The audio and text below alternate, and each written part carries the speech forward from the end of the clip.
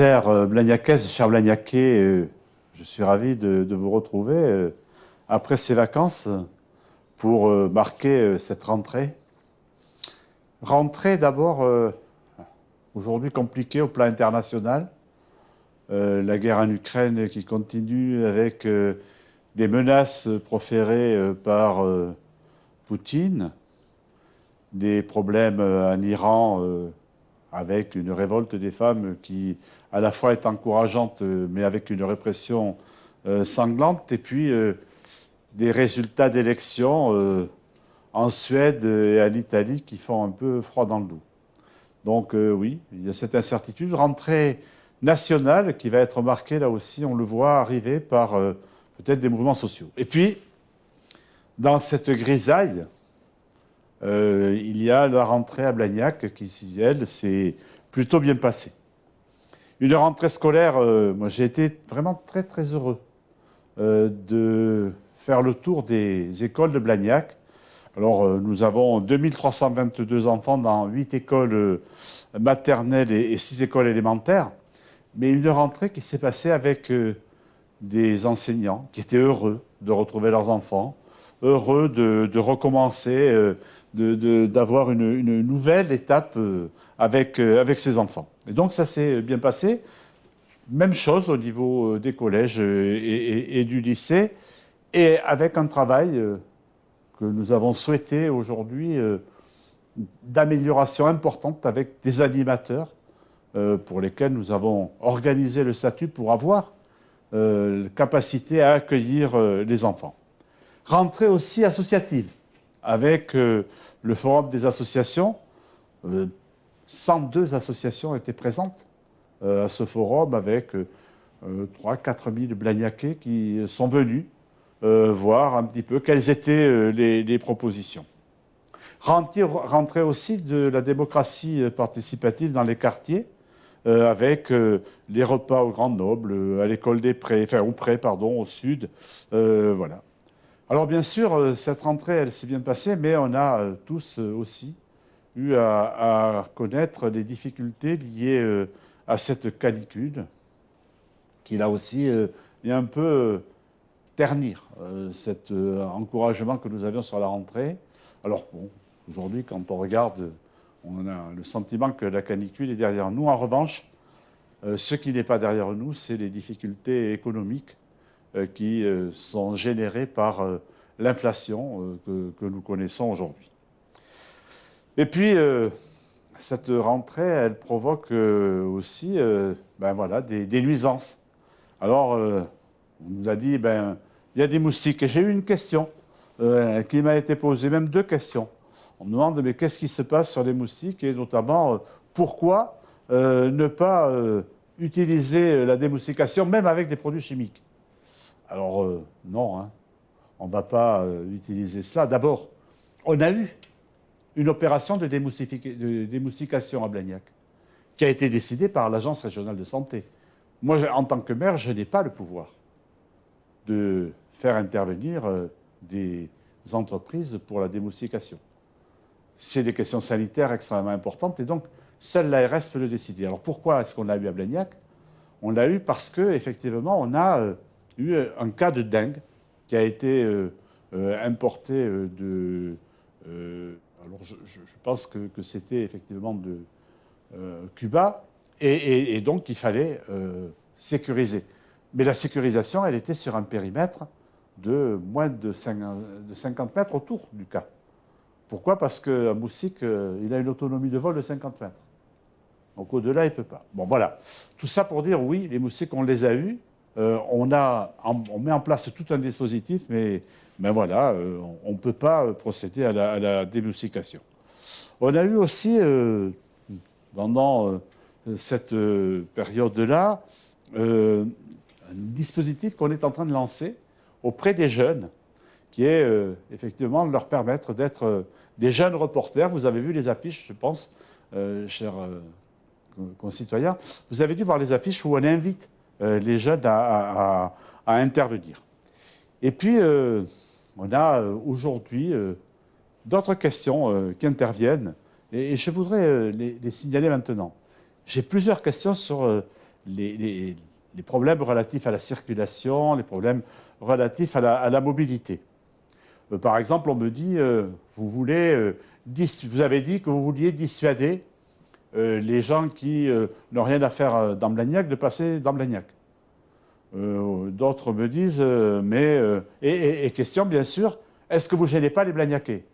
Et à cet égard, on me rappelle l'interdiction de tourner à gauche sur la route de Grenade.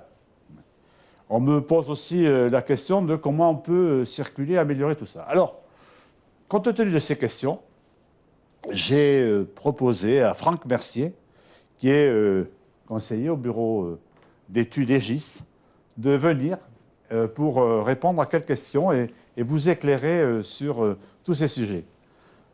Franck Mercier, bonsoir. Bonsoir. Très heureux de vous accueillir. Merci d'abord d'avoir répondu à notre invitation. Alors, les Blagnacaises et les Blagnacais s'interrogent, puisqu'on a fait les assises de la mobilité. On leur a dit, voilà, il faut qu'on revoie les choses. Vous avez donc été mandaté pour procéder à cette étude de circulation.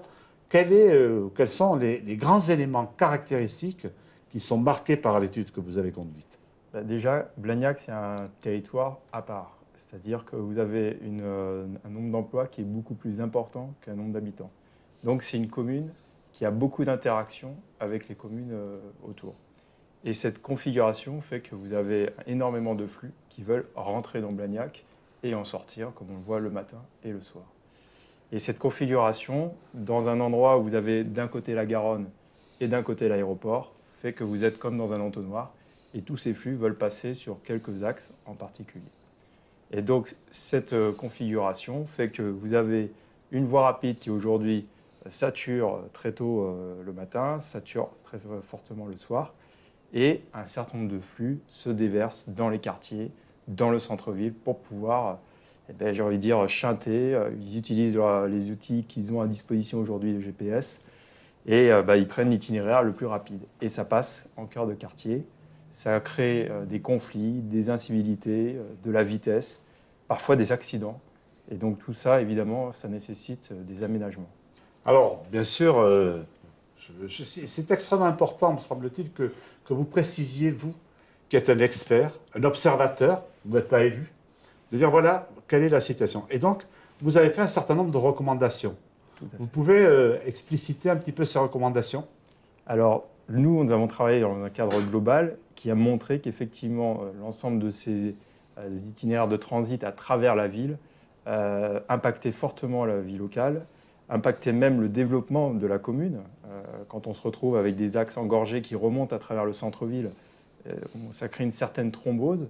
Et donc, pour y répondre, effectivement, il faut pouvoir réguler ces différents flux et les maintenir sur les axes sur lesquels ils doivent rester, clairement. Et aujourd'hui, on a une voie rapide, effectivement, qui est saturée. Donc, les gens essayent de passer par ailleurs. Mais en parallèle, vous n'avez que quelques axes. Et vous avez un axe qui est particulièrement important, c'est l'axe de la route de Grenade, où vous avez le tramway. Et aujourd'hui, ce tramway, avant les aménagements, était très fortement impacté en termes de temps de parcours. On perdait jusqu'à 6, 10, voire 20 minutes aux heures de pointe. Et donc, c'est tous les Blagnacais, finalement, qui sont pénalisés par cette congestion. Sans parler du fait que, effectivement, dans les quartiers, vous avez de la vitesse, des riverains qui sont du coup excédés par ces comportements. Donc, pour pouvoir casser ces flux, très clairement, c'est-à-dire en gros éviter de passer dans les quartiers, nous avons proposé, effectivement, dans cette étude, de mettre des plots au niveau de la plateforme du tramway pour empêcher de traverser ces quartiers. Il faut que ça soit des mesures physiques. Alors, c'est évidemment contraignant pour l'accessibilité des riverains, mais il faut que ça soit des mesures physiques parce que tant que ce n'est pas physique, avec les outils que l'on a maintenant de navigation, avec les habitudes prises par les gens, vous aurez toujours des flux qui passeront à l'intérieur de ces quartiers et qui ne sont pas en lien avec la ville. Et donc, qui viennent vraiment polluer l'intérieur des quartiers. Alors, je crois que, pour moi, c'était extrêmement important que vous apportiez ces éclairages, parce que, naturellement, les riverains qui sont concernés disent « ouais, mais voilà, ça va rallonger notre temps de parcours ». Alors, je vais juste peut-être leur donner l'exemple et j'aimerais que vous le commentiez. On a sur la route de Grenade un grand magasin qui est magasin qui est réputé pour pas être cher. Et donc, les gens avaient pris l'habitude, bien qu'on leur dise interdit de tourner à gauche, de tourner à gauche. Donc, on leur a dit, bon, ça ne va pas, on va mettre des plots. Des piquets, pardon. Ouais, tout à fait. Et les gens sont passés entre les piquets. Et la seule façon que j'ai trouvé pour les empêcher de tourner à gauche, c'est de faire un interplein central. Ça veut dire que les plots, ils sont indispensables si on veut véritablement couper le flux. Ah oui, bah, de toute manière, si on n'a vraiment pas une mesure physique d'aménagement, les gens vont passer quoi qu'il en coûte. À partir du moment où vous avez, quand vous utilisez par exemple les outils de navigation qu'on trouve sur le marché très facilement, vous avez un premier véhicule qui passe, il donne cette information aux autres véhicules. Quand on a fait le diagnostic sur place, on se retrouvait parfois avec 20-30 véhicules devant nous qui ouvraient un cheminement qui était vraiment, on va dire, compétitif par rapport à la voie rapide. Et donc, si vous ne cassez pas cette dynamique avec des mesures vraiment infranchissables, vous les maintenez. C'est évident, quoi. Voilà, donc merci encore une fois de ces éclairages, de ces explications, parce que oui, on a effectivement suivi vos recommandations. Votre étude a duré longtemps. Il faut quand même que les Blagnacaises et les Blagnacais sachent qu'il y a eu des comptages, il y a eu des temps passés par vous de façon importante pour mesurer tout cela et pour qu'à la fin vous nous disiez, ben voilà, vous n'avez pas 36 solutions, il faut rompre cela. Et puis en plus, il y a un autre élément, c'est que le tramway, qui était à 9 minutes, va passer à 4 minutes 30.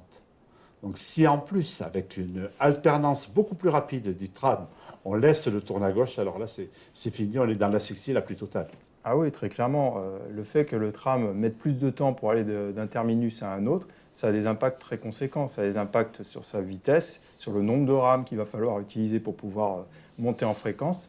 Et le fait d'augmenter justement cette fréquence, d'avoir plus de services, si vous avez un tramway dans les bouchons, vous avez finalement un train de tramway et du coup un service qui se dégrade. Voilà.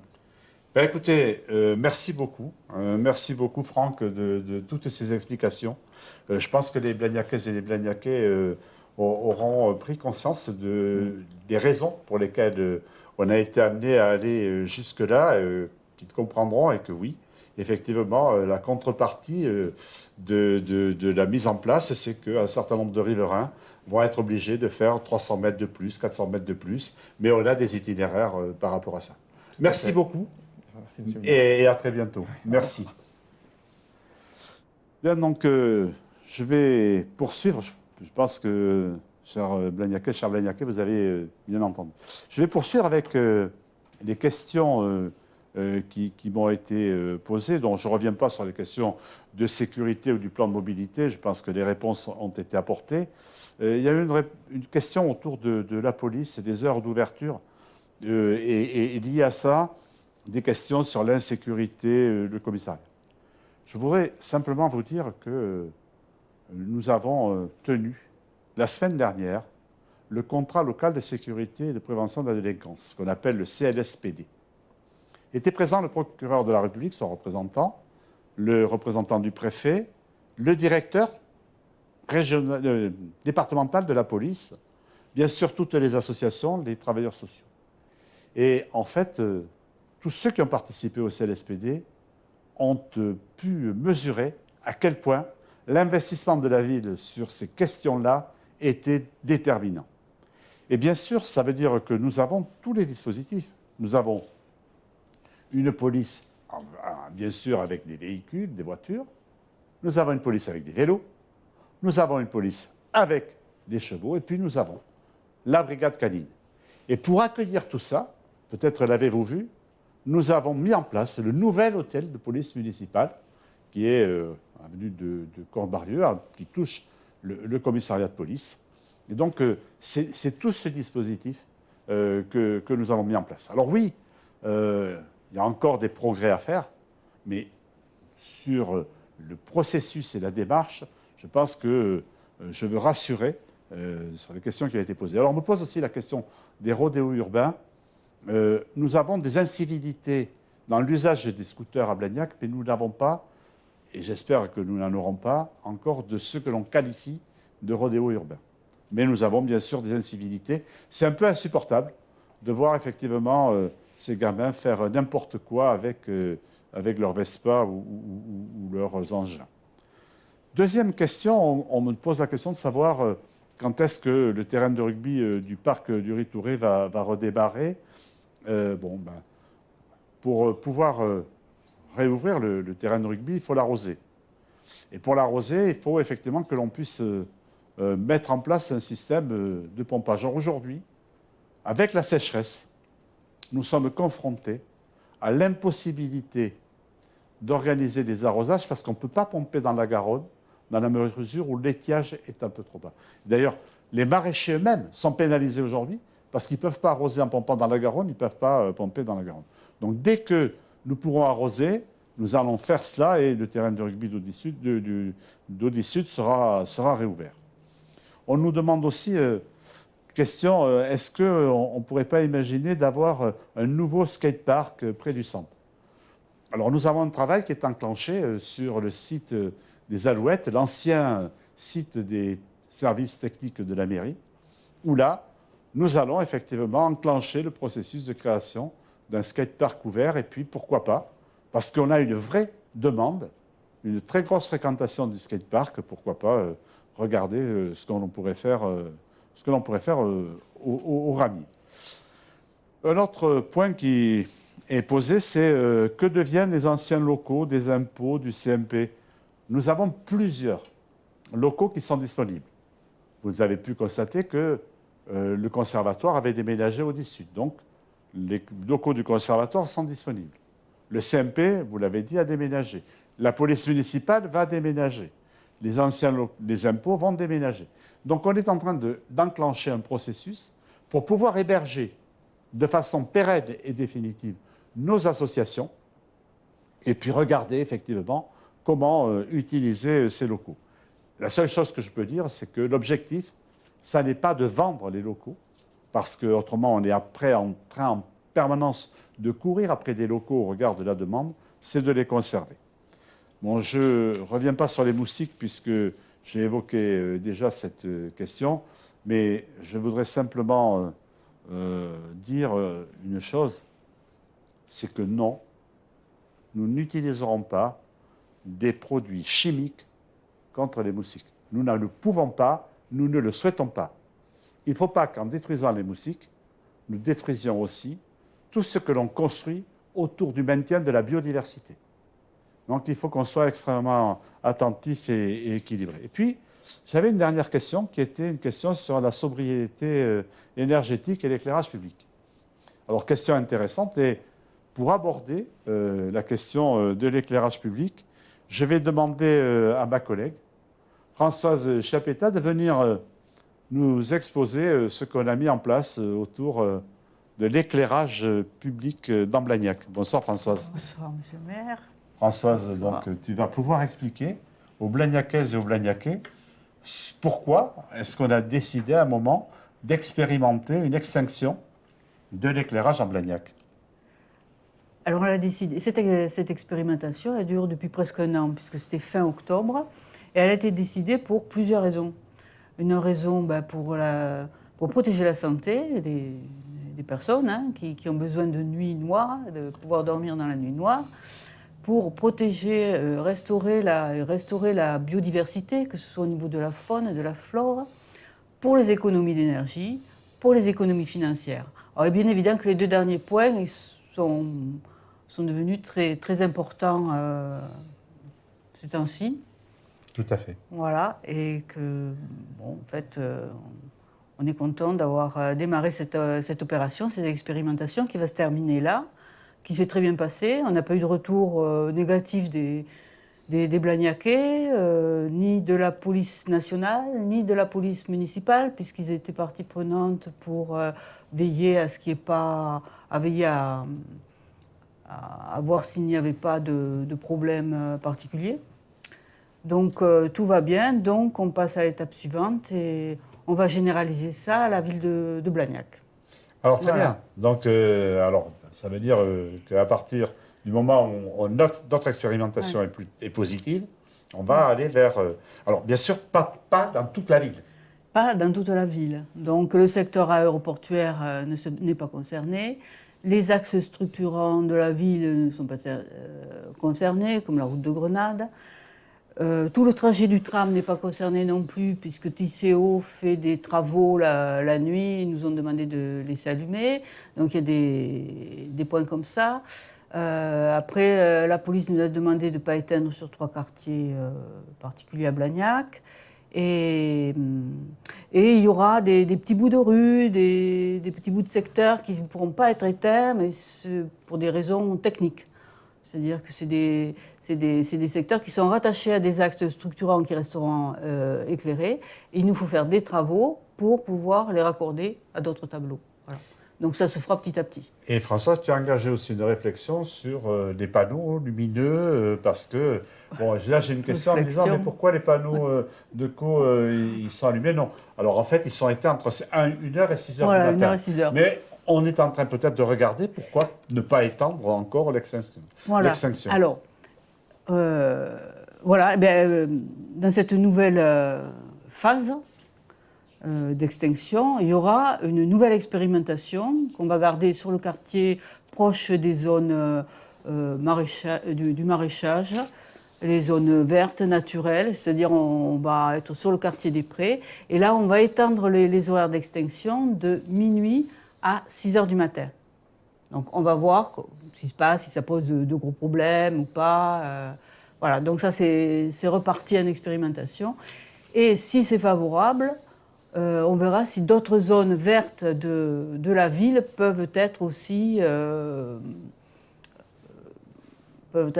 passer aussi dans ces horaires élargis. Voilà. Bon. On continue, donc il y aura de toute façon toujours des expérimentations. Et tu proposes quelque chose de Blagnaquais par rapport à ça? Sur la nuit Ah oui, il faut parler. Je vous donne rendez-vous donc le vendredi soir 14 octobre à l'école des Prés, où on a un club d'astronomie de l'université Paul Sébatier qui vient avec deux télescopes, et où les amis Kawek, Blagnaquiers, seront là pour accueillir les enfants avec une carriole, faire des petits tours dans le maraîchage à la nuit, comme autrefois, avec juste 2 lampes. Le quartier, sur ce secteur-là, le quartier sera éteint. Donc il faudra prendre sa lampe. Voilà, donc les gamins pourront redevenir les maraîchers de l'époque, qui partaient tôt le matin avec les loupiottes sur les carrioles pour aller, alors non pas au marché... Non pas au marché-gare, comme c'est écrit là. Non pas au marché-gare, il n'y en avait pas, mais pour aller à Arnaud-Bernard vendre leurs légumes. Merci beaucoup Françoise. Ouais, merci. Le maire. Alors j'ai oublié de répondre à une question qui m'a été posée par Gilles Blanquefort. Alors, c'est vrai que je l'avais croisé dans Blagnac et il m'avait fait déjà la proposition. Il m'avait dit, mais écoutez, moi je comprends qu'on supprime le tourne à gauche sur la place, sur la route de Grenade, parce que, compte tenu de ce que vous expliquez, mais en revanche, on a un passage souterrain entre la rue d'Audet et la rue Ginesté. Est-ce qu'on ne peut pas le réouvrir? Alors, on est en train, je vous réponds tout de suite, bien sûr, je ne vous ai pas fait la réponse, mais on est en train de regarder, et donc on ne peut pas décider comme ça, c'est de faire une étude pour savoir, compte tenu des questions de sécurité, des autorisations nécessaires, de savoir si éventuellement on peut aller vers l'ouverture de ce passage. Donc voilà. Alors, on vient d'évoquer la question là de l'éclairage public. Françoise Chiappetta, Françoise vous a dit, derrière ça, il y a aussi la recherche d'économie, alors d'économie financière, mais aussi d'économie dans la consommation énergétique.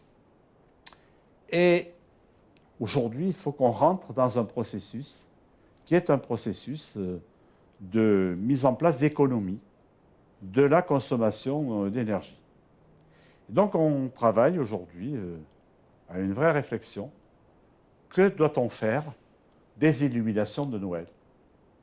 Doit-on, dans ce contexte que nous connaissons aujourd'hui, le contexte de l'inflation, du coût de l'énergie, peut-on encore continuer à éclairer la totalité de la ville de Blagnac, comme on le faisait, comme on a pu le faire à la satisfaction de toutes et de tous, comme on a pu le faire au moment où on pouvait et où l'énergie n'était pas ce qu'elle est devenue aujourd'hui. Est-ce que l'on doit continuer à chauffer au niveau où on chauffe? Est-ce qu'on doit encore permettre l'utilisation de convecteurs? Donc c'est tous ces sujets qui sont devant nous, tous ces sujets que nous allons poser pour avoir un plan. Alors je n'aime pas parler d'un plan de sobriété, je préfère parler d'un plan d'adaptation de nos habitudes, de nos pratiques à ce nouveau contexte, qui est ce contexte inflationniste, qui est ce contexte de forte hausse du coût de l'énergie. Donc, c'est un travail que l'on fait avec mes collègues, bien sûr, avec les services, pour voir comment, progressivement, on va modifier les habitudes, mais ça ne concerne pas que l'énergie.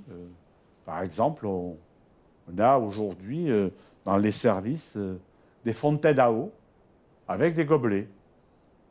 Peut-être que la solution, c'est de donner des gourdes en utilisant l'eau du robinet, puisque on sait que l'eau du robinet a autant de vertus qu'un certain nombre d'eau minérale. Voilà, donc ce sont ces réflexions qu'on va être amené à conduire et on reviendra devant vous pour vous dire voilà ce que l'on met en place pour s'adapter à ces nouvelles conditions.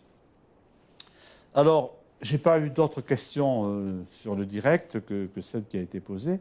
Je voudrais dire par contre que s'il n'y en a pas beaucoup dans le direct, il y a malgré tout beaucoup de questions. Et vous l'avez vu tout à l'heure quand j'ai répondu, qui arrivent. Et ça me conforte dans l'idée qu'il faut continuer à avoir ces rendez-vous. Parce qu'il est important pour moi d'avoir ces rendez-vous avec vous via ce direct pour pouvoir apporter des explications. Mais il y aura aussi une démarche que je veux engager en 2023 qui consistera à aller vers vous, dans les quartiers, pour évoquer les grands sujets, les grands projets, les grandes politiques publiques que nous conduisons. Alors je vais simplement évoquer les rendez-vous prochains.